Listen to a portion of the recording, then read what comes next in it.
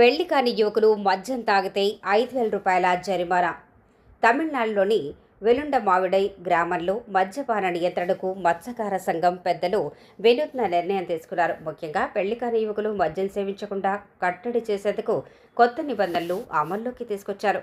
గ్రామంలో పెళ్లి కాని యువకుడు మద్యం సేవిస్తూ పట్టుబడితే ఏకంగా 5,000 రూపాయల జరిమానా విధించాలని నిర్ణయించారు. అంతేకాదు, మద్యం తాగుతున్న యువకుడి గురించి సంఘం పెద్దలకు సమాచారం అందించిన వ్యక్తికి 2,000 రూపాయల నగదు బహుమతి కూడా ఇస్తామని ప్రకటించారు.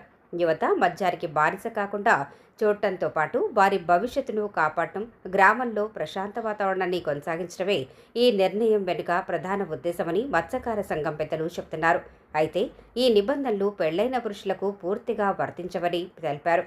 పెళ్లైన వారు మద్యం సేవించవచ్చని, కానీ మద్యం తాగి గ్రామంలో గొడవలు, అల్లర్లు చేస్తే మాత్రం 5,000 రూపాయల జరిమానా విధిస్తామని హెచ్చరించారు. మద్యం కారణంగా యువత చెడు మార్గంలోకి వెళ్లకుండా ముందస్తు చర్యలు తీసుకోవటమే తమ లక్ష్యమని సంఘం పెద్దలు స్పష్టం చేశారు. గ్రామ సంక్షేమం, యువత భవిష్యత్తును దృష్టిలో పెట్టుకుని ఈ నిర్ణయం తీసుకున్నామని తెలిపారు. సాధారణంగా మద్యపాన నిషేధం కోసం ప్రభుత్వాలు నిబంధనలు విధిస్తుంటాయి. కానీ ఇక్కడ గ్రామ స్థాయిలోనే మత్స్యకార సంఘం పెద్దలు జరిమానాలు, నగదు బహుమతులతో ప్రత్యేక నిబంధనలు రూపొందించడం ఇప్పుడు ఆసక్తికరంగా మారింది. పెళ్లి కాని యువకులు మద్యం సేవిస్తే 5,000 రూపాయల ఫైన్, సమాచారం ఇస్తే 2,000 రివార్డ్, పెళ్లైన వారు తాగి గొడవ చేస్తే కూడా 5,000 జరిమానా. వెలుండమావిడి గ్రామంలోని ఈ వినూత్న నిర్ణయం ప్రస్తుతం చర్చనీయాంశంగా మారింది.